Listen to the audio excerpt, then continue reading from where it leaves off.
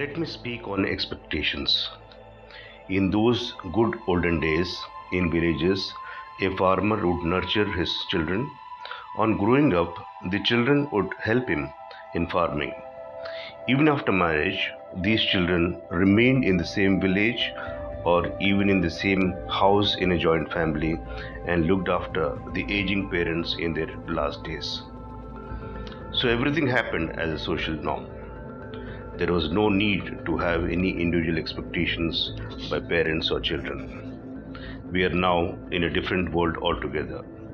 We are no more confined to one village, one town, one family, or even country or one occupation.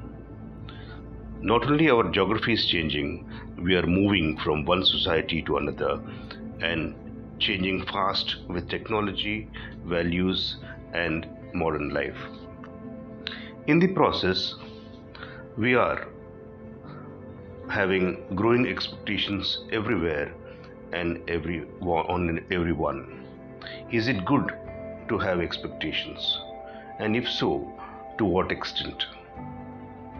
In a world which is progressing continuously, we have to keep pace with it.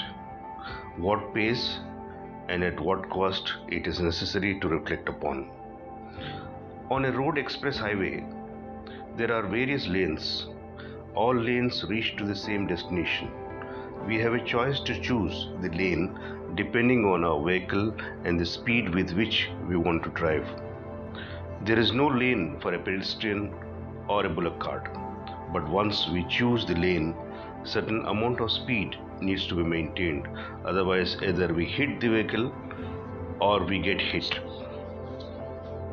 Expectations can be at two levels, one from one's own self and two from the other person.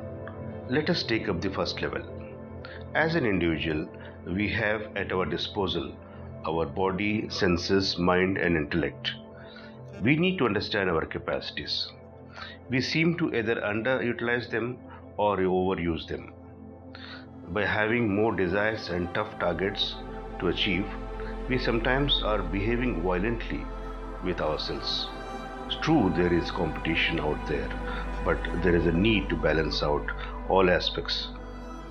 If we have to overwork, then food intake, exercise and rest cannot be ignored. Excessive mental work can affect the person's overall well-being. Many times, bad health cannot be reversed. It has long-term implications. There needs to be a moderation in work and recreation. As to work, we waste a lot of our energy on dreaming what will be the result of the work that we are doing, whether it will lead to success or failure, rather than we concentrating on the process of work, that is working with skill and perfection. The next level is where there is expectation by others from us. These expectations can be at home, workplace or in the society. But the primary stage is parents expecting children to achieve something. We see many cases of mental stress experienced by children and youth as they are unable to meet the expectations of their parents. Parents need to handle them with care, know their strength and weaknesses. I am quoting a Lebanese philosopher Khalil Gibran of 19th century who said,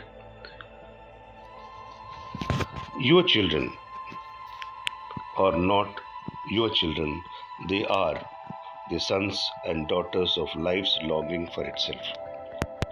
They come through you, but not from you.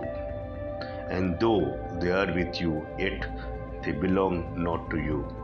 You may give them your love, but not your thoughts, for they have their own thoughts. You may house their bodies, but not their souls, for their souls dwell in the house of tomorrow, which you cannot visit, not even in your dreams. You may strive to be like them, but seek not to make them like you."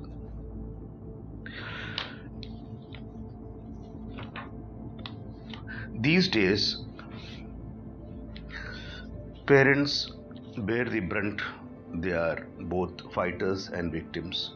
They struggle hard to handle present times, especially when there is more demand for freedom and individual living by children. Parents are forced to sacrifice their many basic wants of having children around them and also getting their help in old age.